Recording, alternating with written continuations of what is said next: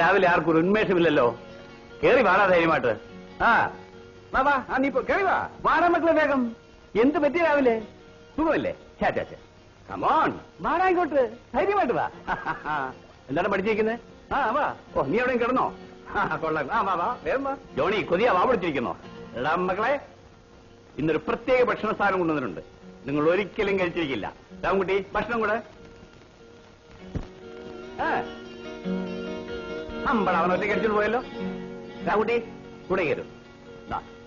ഞാൻ കൊടുക്കാനുള്ള മക്കൾക്ക് നിന്നാ പിടിച്ചോ.